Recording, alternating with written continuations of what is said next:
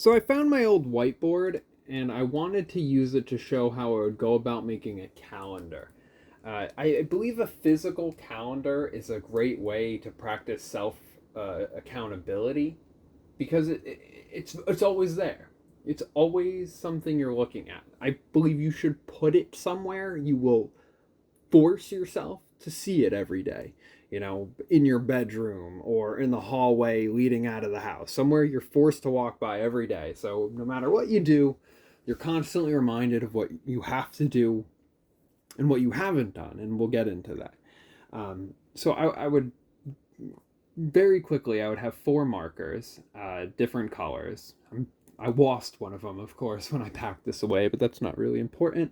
I would take the green marker, and the green marker would show things that I have to do every week on the same day every week. So I have to do these workouts every week. I have to do, to have to take the garbage out. I have to do the recycling.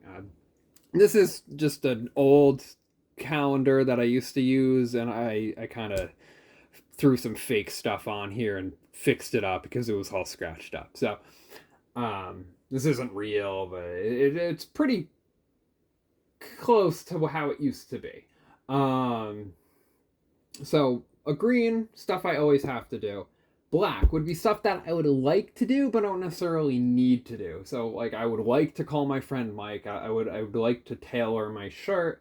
I would like to do laundry, vacuum, yada yada yada. And I would write every single thing that I would have to do. Anything that's not committed to habit. So, if I have to take a shower, I'm committed to taking a shower. So I don't need to write that. I don't need to write brush my teeth, floss my teeth, whatever. I don't need to write any of that. But anything that I'm not committed to habit, I have to write here. So I would end up writing a lot of stuff here. And it's very important. And I'll get into that even more why in a moment.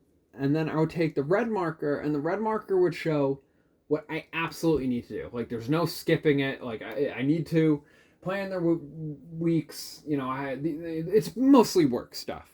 Had a concert that I wanted to go to. So the concert, I don't have to go to the concert, but I really didn't want to forget about the concert. So you circle it in red. That was my way of showing. It's both. It's really important. You don't want to miss it, but you don't necessarily need to do it. But everything in red I absolutely needed to do. And you see some of it, has times, and some of it, I thought something had a location, maybe not. But I would write a little bit of information about what I was planning on doing. And then at the end of the day, I would take my blue marker and I would review. I would write, like, hey, did I not do the hedges today? Why didn't I do the hedges? Well, because it was raining. It's pouring right now, so I didn't get to do the hedges today. I don't know if you can hear that, but it's really coming down. Anyway, so I would write, it was raining, so that's why I didn't do the hedges. But then here's one of the most important parts, is that I would now take my black marker and I would write it across. I now need to, I wouldn't necessarily cover up that, but I would go right across.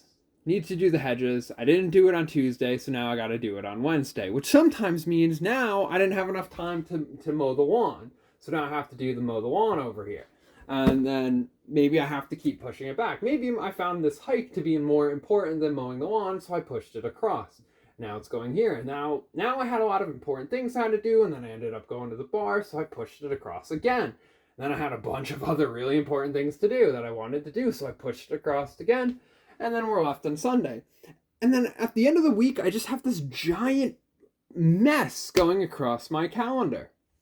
And it was just a great visual representation of the lack of what I was doing, and it made you evaluate, why wasn't I doing it? And that's why the imaginary blue marker was really important, because it would add notes that you're a busy person, you can't remember everything, so that's why you'd have to keep up with it. And at the end of the week, you'd review, okay, I didn't do it because of this, and this. Well, why didn't I do it?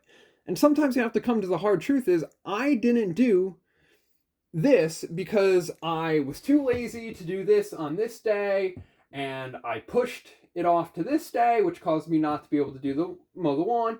And then I gave up it to do a hike. And then now I've come to the conclusion that while that hike was important, I absolutely should not have given up mowing the lawn to do the hike. I could have still hiked with mowing the lawn. Was it an excuse? Maybe I didn't have enough time to do it after doing a way too long hike. Maybe I was too tired afterwards.